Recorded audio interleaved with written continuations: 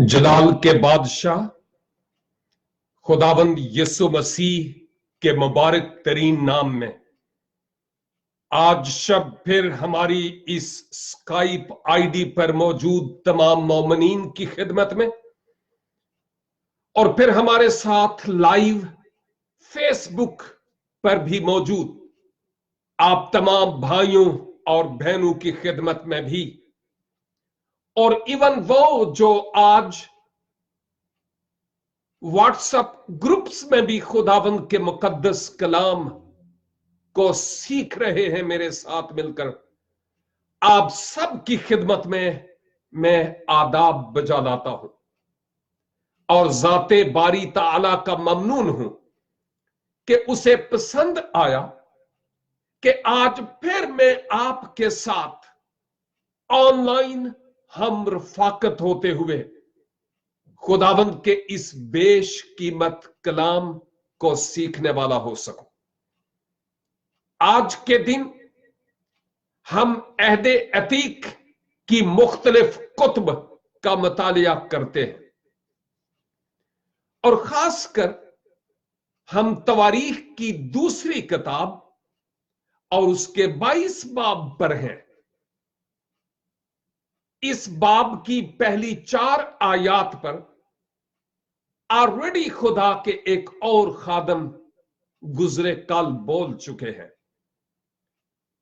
मैं यहां पर यह भी अर्ज करना चाहूंगा कि तवारीख की कुतुब के मुतालिया के लिए अच्छा होगा कि अगर सलातीन की कुतुब का भी मुतालिया किया जाए।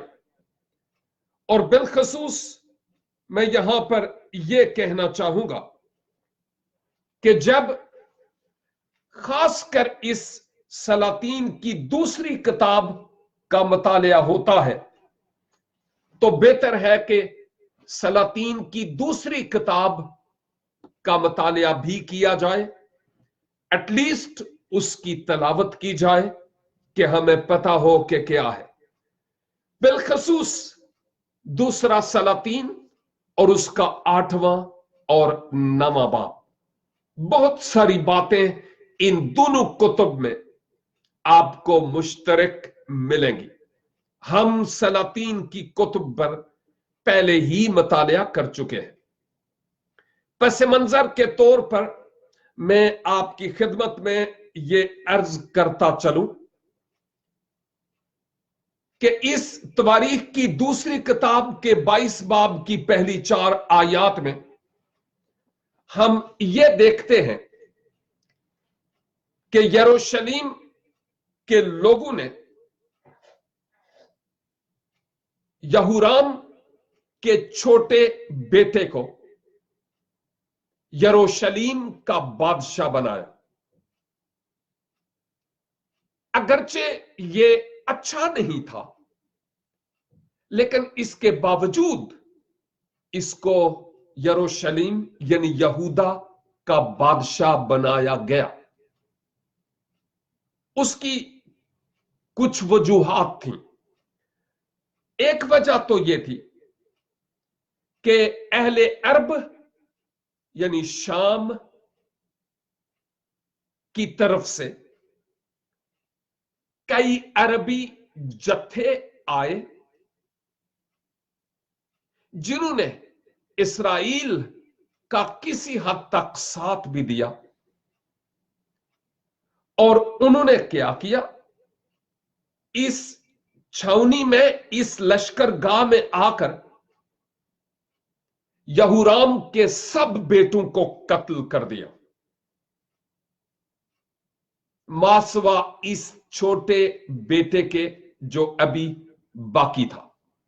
मैं 21 बाब की 16 आयत को जब देखता हूं तो यहां लिखा हुआ है, और खुदावन ने यहूराम के खिलाफ फिलिस्तियों और उन अरबियों का जो कुशियों की सिमत में रहते हैं दिल उभारा।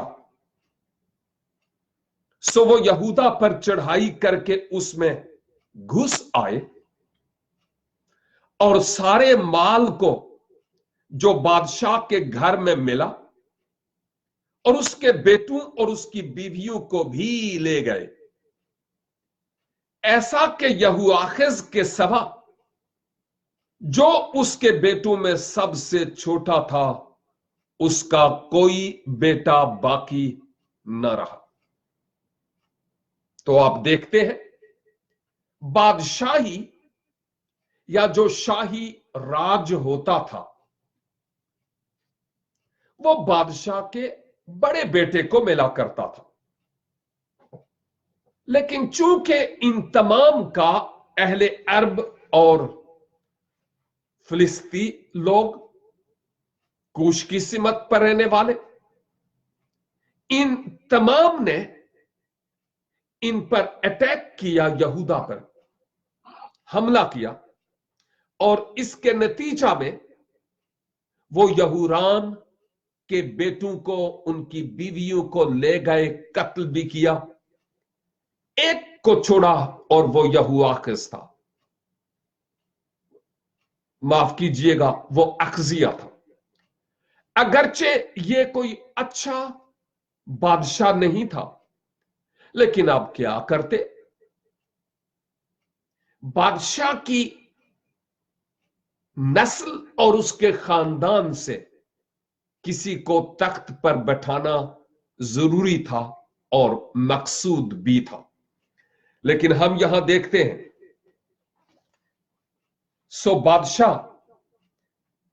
शाह यहूदा, यहूराम का बेटा अखजिया बादशाह बना, जिसकी हम बात कर रहे हैं। अखजिया 42 वर्ष का था जब वो सल्तनत करने लगा, और उसने यरूशलेम में 1 वर्ष सल्तनत की। बाय द वे, जब हम दूसरा सलातीन और उसका 8 बाब देखते हैं और उसकी 26 आयत, तो वहां पर 42 साल नहीं बल्कि 22 साल है। तो क्या लिखा है वहां पर, गोया कि अक्सिया 22 वर्ष का था। यहां पर लिखा है अक्सिया 42 वर्ष का था। जब मैं स्टडी कर रहा था तो मेरे मुताले में मुफस्सरीन ये कह रहे थे कि ये प्रिंटिंग मिस्टेक है,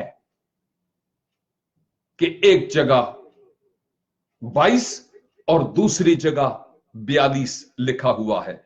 मैं दूसरा सलातीन यानी सलातीन की दूसरी किताब और उसके 8 बाब की 26 आयत की बात कर रहा हूं। एनी हाउ, आगे लिखा है, उसने यरूशलेम में 1 वर्ष सल्तनत की। उसकी मां का नाम अतलिया था, जो उमरी की बेटी थी। असल में ये इजबल और अखियब की बेटी थी, और इस खातून ने यहूराम के साथ शादी की, और यह भी एक सियासत थी। सियासत इसी को कहते हैं कि शाह इस्राइल अखियब, जो इजबल की कठपुतली था और उसकी उंगलियों पर नाचा करता था, उसने अतलिया की शादी शाह यहूदा यहूराम के साथ करवा दी। और अब क्या होता है, इजबल भी इंतहाई बदतरीन, और अखियब को खुद उसने अपने कंट्रोल में ले लिया, और इजबल अखियब को यूज करती थी देवताओं के लिए ऊंचे मकाम और यसीरतें और मजबे, और इवन उनके लिए कुर्बानियां गुजरानी जाने लगी। और ये याहवे खुदा की तज़हीक यानी तौहीन थी। और अब वही कुछ जो अखियब और इजबल इसराइल में करते थे, बजरिया अतलिया, वो अब यहूदा और यरूशलेम में भी होना शुरू हो गया। अक्सिया चूंकि खुद भी अच्छा शख्स नहीं था, जिस सबब से हम क्या देखते हैं, अतलिया के बारे में लिखा है वो भी अखयब के खानदान की राह पर चला, यानी अखजिया, और उसने खुदावंद की नजर में बदी की, जैसा अखयब के खानदान ने किया था, क्योंकि उसके बाप के मरने के बाद वही उसके मशीर थे जिससे उसकी बर्बादी हुई, अखयब की बर्बादी हुई, क्योंकि उसके मशीरों में, सलाहकारों में यावे खुदा के लोग नहीं थे, बल्कि बुत परस्त मशीर उसको मशवरत देते थे। और खुदा को तो वैसे भी चूंकि इसने अच्छा नहीं किया था माजी में, यह शख्स पसंद नहीं था, और अब जो कुछ अक्सिया कर रहा था वो और ज्यादा खुदाबंद की तज़हीक का सबब था। और अब 5वीं आयत, और उसने उनके मशवरा पर भी अमल किया और शाह इसराइल अखयब के बेटे यहूराम के साथ शाह अराम हिजाएल से रामात जलाद में लड़ने को गया, और अरामियों ने यहूराम को जख्मी किया। यह भी याद रहे कि इस आयत के मुताबिक हम देखते हैं कि क्या हुआ। अक्सिया ने चूंकि उन बुरे सलाहकारों की, मशीरों की मशवरत ली, वो तो वैसे भी इसकी तबाही चाहते थे यहूदा की, या ये चाहते थे कि यहूदा इसराइल का मती हो जाए, और जो कुछ इसराइल में होता था गोया ये चाहते थे कि अब यहूदा में भी हो। और शाह इसराइल अखयब के बेटे यहूराम के साथ, इसराइल की हुकूमत के साथ हिजाइल से रामात जलाद में लड़ने के लिए गया, और अरामियों ने, ये है वो शाम के लोग, अरबी, उन्होंने यहूराम को जख्मी किया। हम देखते हैं कि अब शमाल में कुछ गड़बड़ है, शुमाली सल्तनत में, और फिर अखजिया जाता है ताकि शमाल के बादशाह, इसराइल के बादशाह की खैरो आफियत दरियाफ्त करे, क्योंकि वो ऑलरेडी जख्मी हो चुका था। लेकिन खुदा ना सिर्फ शुमाली सल्तनत के शाह की, बल्कि जनूबी सल्तनत के इस शाह यानी अक्सिया की भी अदालत करता है। 6ठी आयत में लिखा है, और वो यज़राइल को उन जख्मों के इलाज के लिए लौटा जो उसे रामा में शाह अराम हिजाइल के साथ लड़ते वक्त उन लोगों के हाथ से लगे थे, और शाह यहूदा यहूराम का बेटा अजरिया यहूराम बिन अखयब को यज़राइल में देखने गया, क्योंकि वो बीमार था। 2 बातें यहां पर हमें नजर आती हैं। यहूराम नाम के 2 अशखास, एक तो अक्सिया का बाप था اور ہم دیکھتے ہیں کہ جب معلوم ہوا اخزیہ کو کہ شمال میں جھڑپیں ہو رہی ہیں اور یہورام زخمی ہو گیا ارامیوں کے سبب سے ہزائیل میں، ہزائیل کے لوگوں کے ساتھ لڑنے کے سبب سے، تو پھر چونکہ ان زخموں کے سبب سے وہ انتہائی بیمار بستر علالت پر پڑ گیا، تو اخزیہ نے چاہا کہ میں جاؤں اور اس کا حال دریافت کروں۔ یہ 6 آیت تک ہم دیکھتے ہیں، خاص کر 5ویں آیت کو آج ہم نے چھیڑا ہے، لیکن اب 7ویں آیت سے 9 تک ہم جائیں گے اور دیکھیں گے کہ کہاں کیا ہے۔ لکھا ہے، اور اخزیہ کی ہلاکت خدا کی طرف سے ہوئی تھی۔ اخزیہ کی ہلاکت خدا کی طرف سے یوں ہوئی کہ وہ یہورام کے پاس گیا پتہ کرنے کے لیے، کیونکہ جب وہ پوچھا تو یہورام کے ساتھ یاہو بن نمسی سے لڑنے کو گیا۔ نہ صرف وہ بیمار کا پتہ کرنے بلکہ لڑنے کے لیے بھی گیا، اتحادی بن کر اسرائیل کے مخالفین کے ساتھ۔ اور لکھا ہے، یاہو بن نمسی سے لڑنے کو گیا، جسے خداوند نے اخیب کے خاندان کو کاٹ ڈالنے کے لیے مسا کیا تھا۔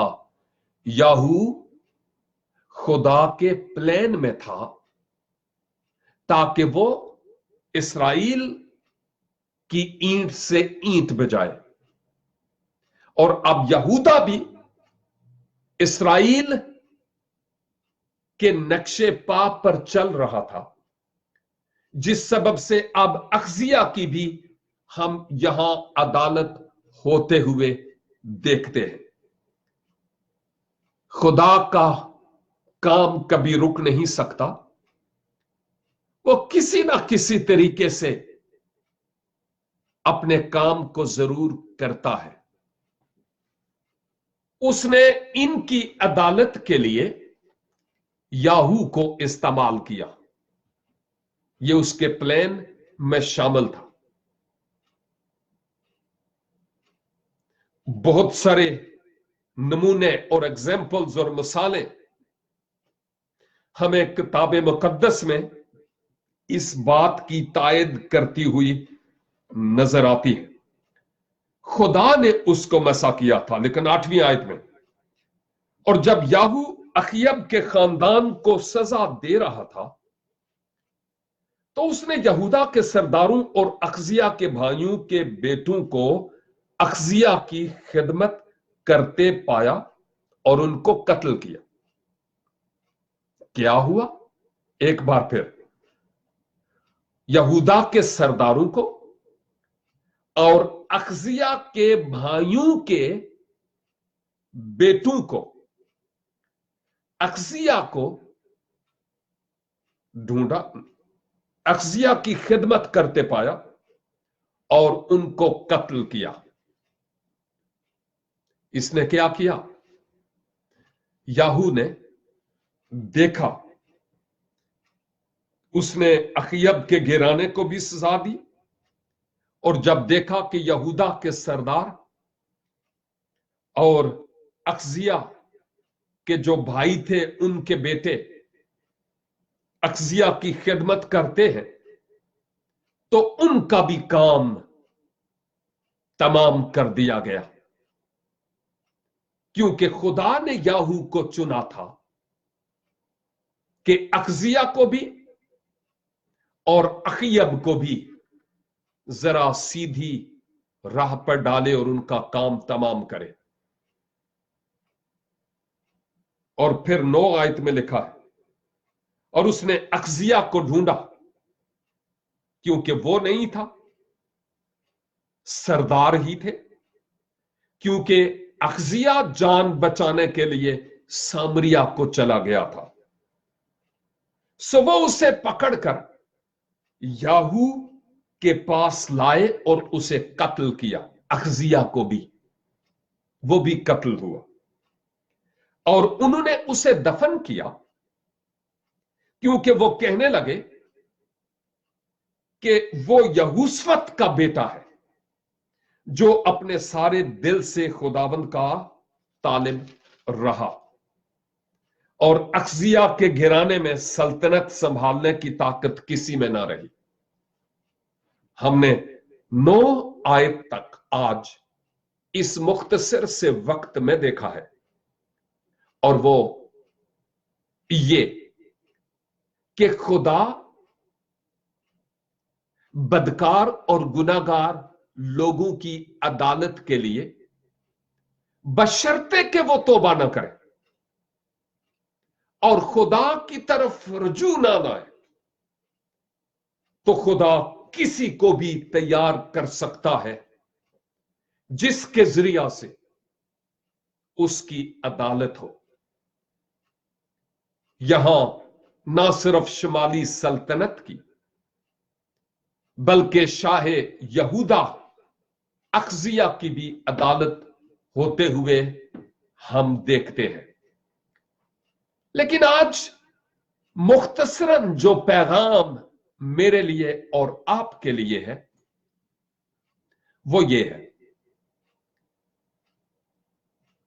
कि हम अपने आप को टटोलें और देखें कि कहीं कोई ऐसी पार्टी, खा वो स्पिरिचुअल हो, मजहबी हो या सियासी हो, या कोई ऐसा शख्स जिसका रिमोट कंट्रोल खुदाबंद के हाथ में नहीं, बुरा, गुनाहगार और खुदा की तरफ रुजू लाने वाला कतई तौर पर नहीं है। कहीं ऐसा तो नहीं कि ऐसे लोगों के साथ हमारा उठना बैठना है, संगत है। कहीं ऐसा तो नहीं कि जो कुछ वो कहते हैं मैं उसी तरह से करता हूं या करती हूं, और जिंदा खुदा के अहकाम की बातों को पसे पुश्त डाल देता हूं, थाली के बैंगन की तरह हम बहते फिरते हैं। और अगर मेरे अजीज भाई और मेरी बहन हम शरीरों का साथ देते हैं या उनकी बात को मानते हैं और खुदाबंदों के खुदाबंद और बादशाहों के बादशाह की बात को तरजीह और अवलियत नहीं देते, तो फिर याद रखें कि खुदा किसी को भी तैयार कर सकता है मेरी और आपकी अदालत के लिए, केवल इसके कि वो किसी और को इस्तेमाल करे ताकि उसके जरिया हमारी अदालत हो। मुशर्रफ बेटे की तरह खुदाबंद की तरफ वापस रजू लाने की जरूरत है। अखजिया रजू नहीं लाया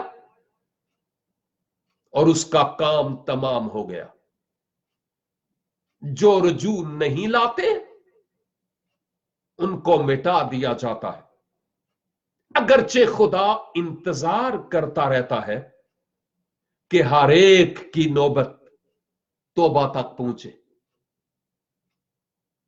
लेकिन सुनने बूझने के बावजूद